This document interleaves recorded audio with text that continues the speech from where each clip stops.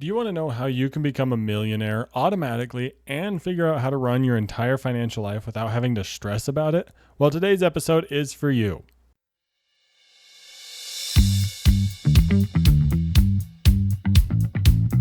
Welcome, new and returning money buddies. I'm your host, Skylar Fleming, and one of my favorite books, and if you've been listening to me for really any amount of time, you've probably heard me mention it. It's the Automatic Millionaire.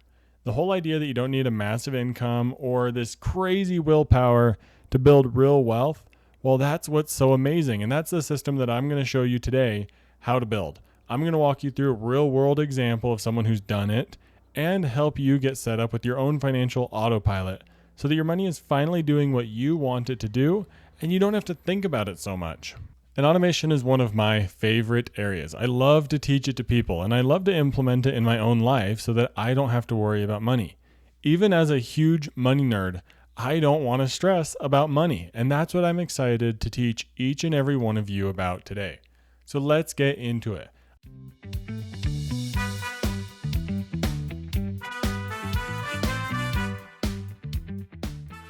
So I want to start off today's research talking about the Automatic Millionaire. It's one of my favorite books, and if you've not read or listened to it, well, this is your sign that you need to go put it on hold at your local library right now. And to start off with some quotes about some main ideas around the book, this first quote says that 1, you don't have to make a lot of money to be rich. 2, you don't need discipline. 3, you don't need to be your own boss. And then it goes on to say, what do you need?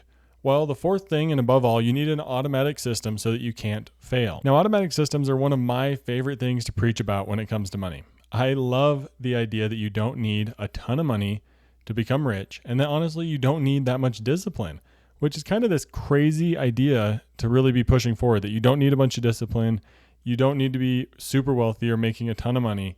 You just need to figure out the system that works for you, and then don't deviate from it. The only discipline that you need is not turning off your automatic system, which is so much easier because you don't need discipline for every little piece, little system, little transfer of your entire system. You just need the discipline to not turn it off, which is going to be easy once you start to see it working for you and you get a couple months down the road and realize how much easier this whole thing with money is.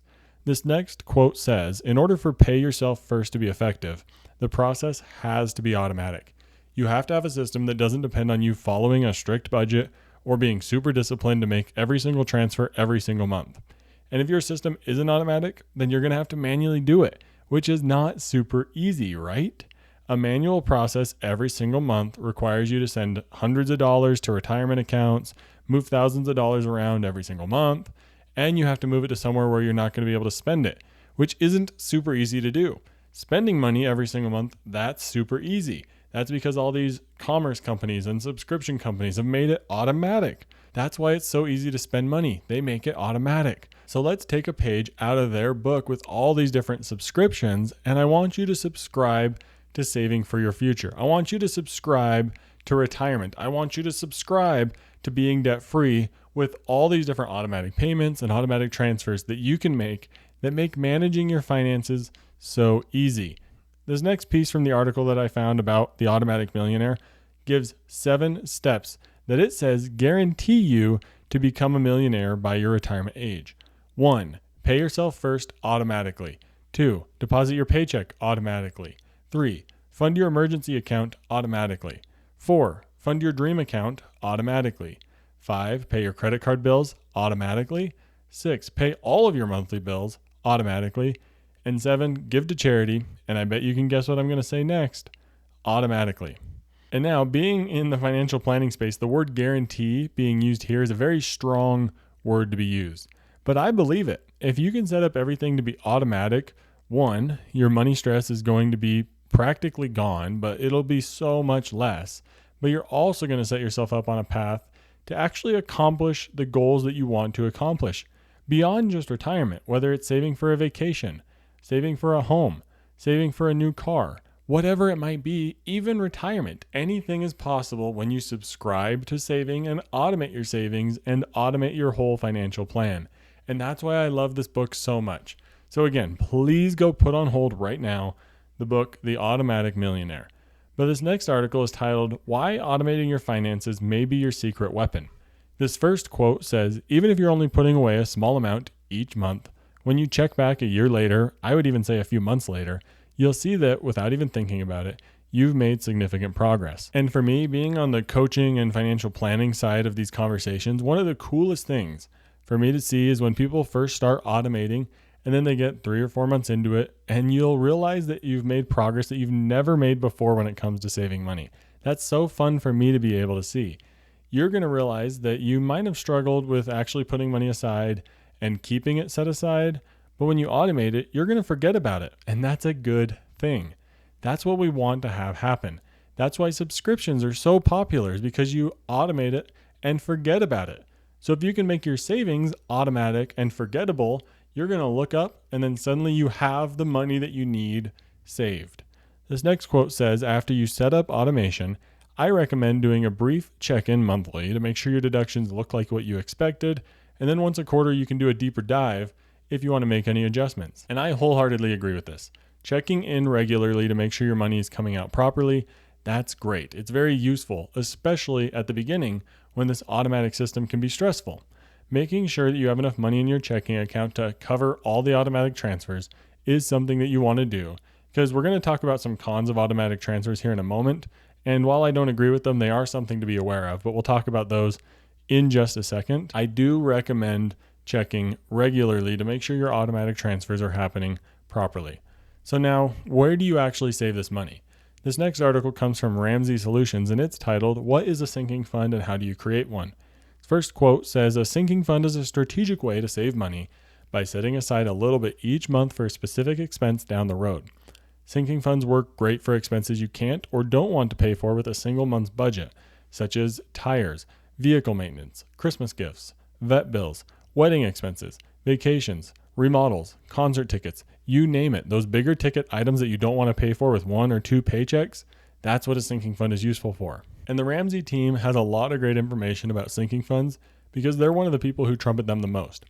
And I think it's a great tool that each of us should be using. It's a great way to save for all those things that I already mentioned, and really anything that you don't want to pay for out of a single month's worth of paychecks is great for a sinking fund.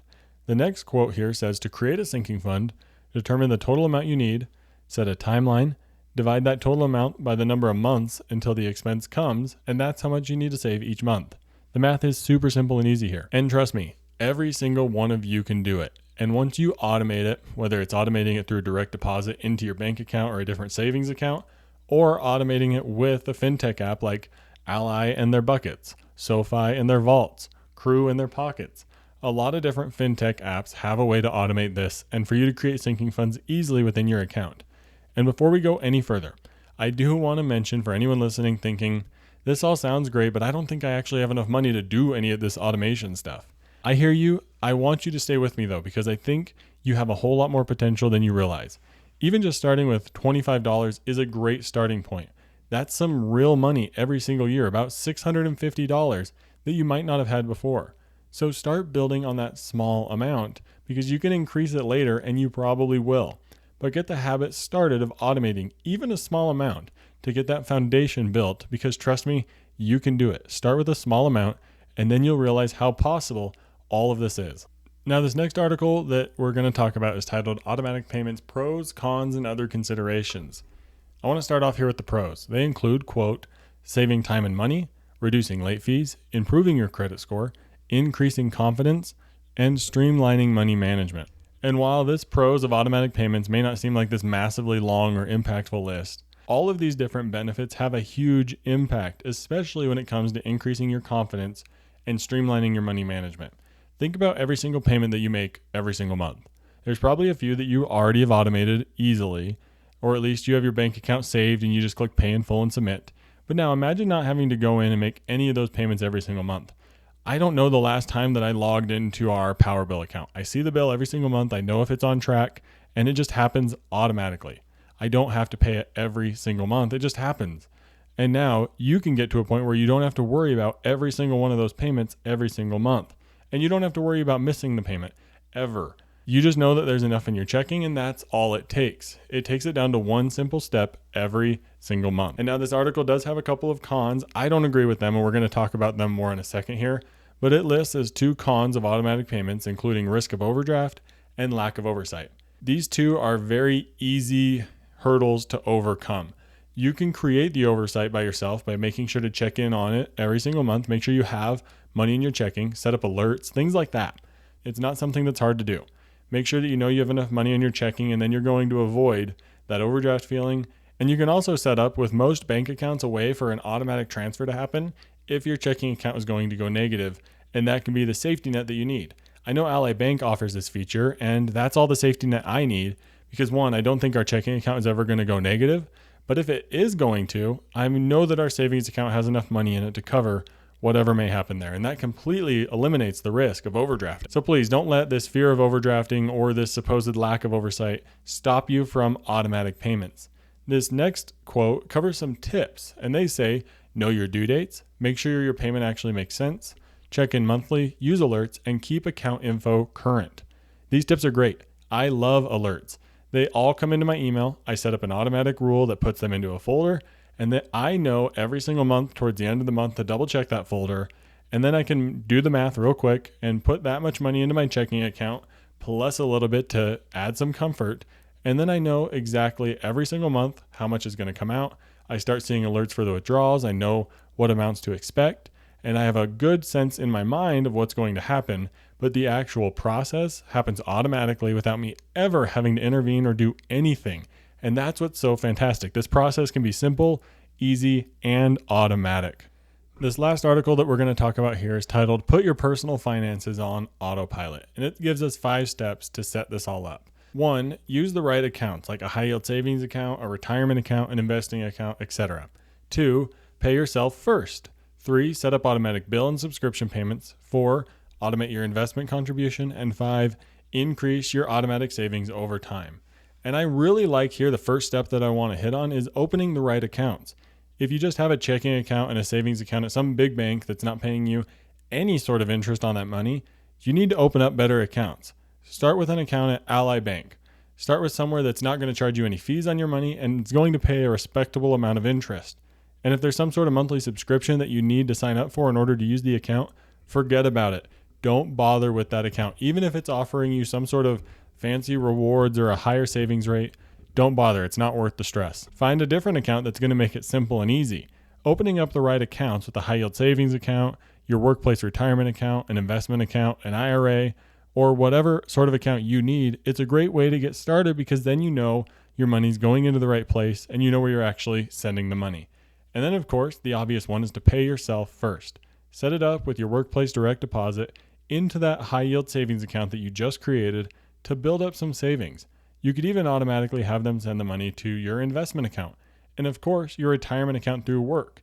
And then once you get that set up automatic bill payments and those subscription payments that you have to have, because that's a great way to not have to worry so much about those things. And then automate your investment contributions. And then the real kicker here is to increase your contributions over time. Set up some sort of annual reminder or quarterly reminder on your phone to go in and increase your 401k contribution by 1% or increase your investment account contribution by 1% so that that money can keep growing. And if you keep increasing these over time, your retirement date or whatever goal you're saving for is just going to happen even quicker. And there you have it. That's the framework for all of this. You know what to automate, you know where to put the money, and now you know why this system works so much better than the greatest willpower ever could. But I want to show you what this system actually looks like in real life. So let me introduce you to Brooke next.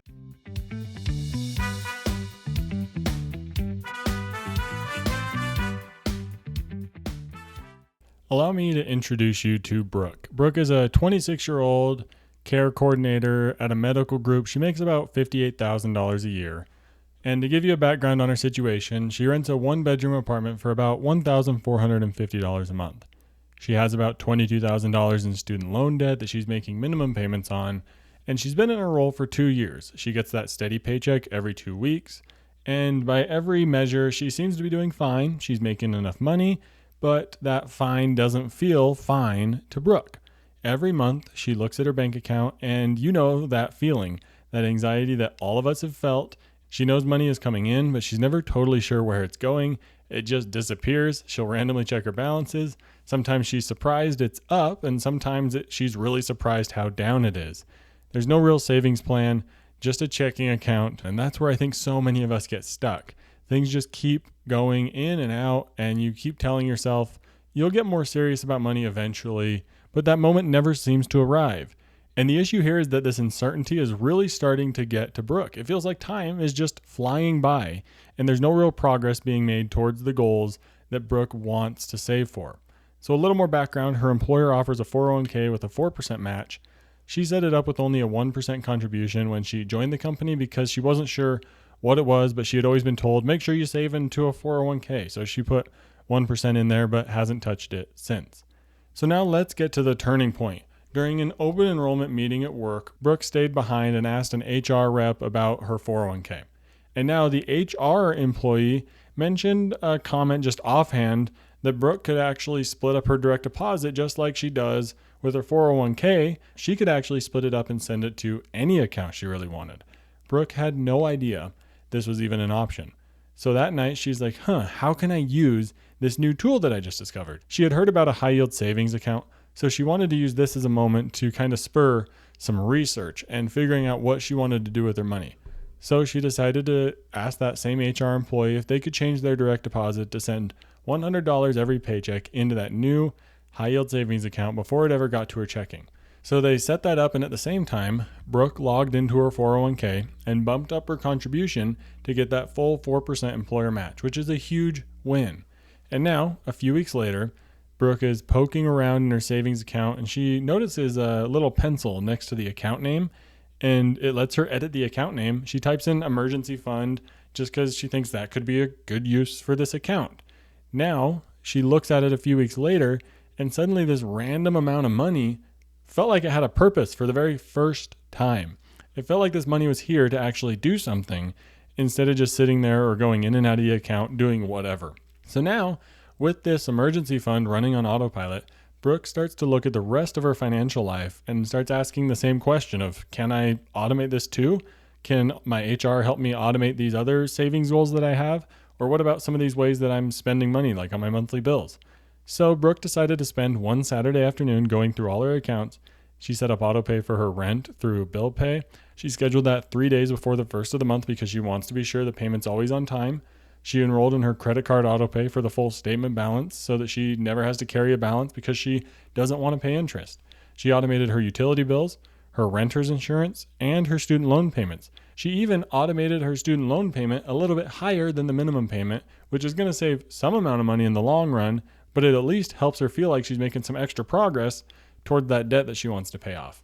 And then Brooke decided to open another bucket inside her high yield savings account and called it a car fund, and went to HR and said, hey, can we send $50 to this account? Because she knows that her car is getting old and she's going to want a new one eventually. Now, the amazing habit that she set up is a reoccurring 15-minute calendar meeting on the first Sunday of every month to log in and make sure everything's looking good. It's a quick scan to make sure all the transfers went through, nothing looks off, and that the balances are moving in the right direction. So now 12 months after that conversation that we mentioned earlier, Brooke has about $2,600 sitting in an emergency fund, about $1,300 in a car fund. Her 401k balance has grown more than she's ever seen it grow before because she's actually capturing the full employer match, which was over $2,000 more that she wasn't taking advantage of before. She hasn't paid a single credit card interest fee or late fee. She's never overdrafted her account, and it doesn't feel like her account is just doing whatever willy-nilly and that there's a whole bunch of stuff going on that she doesn't even know about. But the real powerful thing here comes on the mental side of all this. Brooke has always had the money to make sure things could happen, to get done what she needed to get done. But now that all of this is automated, there's no longer that financial anxiety that we've all felt on a daily basis when we don't know where our money's going. Brooke's financial life used to feel like something that happened to her. Now it feels like something that she is in control of, that's running in the background while she gets to focus on other things. The dread of sitting down multiple times a month to pay bills is gone because now there's nothing to do. Brooke checks it once a month, confirms the system is moving, and moves on with her life and doesn't have to worry about money so much. There's of course still work to be done. Her emergency fund isn't fully funded, her 401k contribution could still be increased, and her student loans probably need to be tackled a little more aggressively. But there's now a foundation and a system and this newfound confidence, and there's no more financial anxiety because Brooke has a plan with her money. And this story is a great reminder that the hardest part is getting started. Once you get this system running, it's going to take care of itself. So here is the key insight that I want you to take away from Brooke's story. You probably already have the money. You just don't have a system. And that's the whole point. Once the system is in place, the money does what you've always wanted it to do. You just don't have to think about it anymore. And as we're wrapping up this case study here in today's episode, one objection that I commonly hear is that you might feel like automation is going to make you feel out of control. Trust me, it might at first, but you're going to get used to it and you're going to trust the system and let it run automatically. This is something that I've struggled with on my own. And it used to be so bad that I wouldn't let any of my credit cards pay automatically. And if there's any of you listening that have done credit card or travel hacking, you know that that could mean a lot of payments of having to log in, schedule the payment, and then switch accounts and do it over and over again. I used to pay every single credit card in full on my own. And then I finally took the leap and set up automatic payments, and I haven't looked back. It's so much easier. So please, don't let this objection of feeling like automation is going to disconnect you from your money, because while it may at first, trust me, it's going to be so much better to feel disconnected from your money and trust the system that you have working in the background. Well, there you have it. There's a real world story of someone who used automation to set up their financial foundation. I hope you enjoyed all of today's episode. We're going to wrap it up next.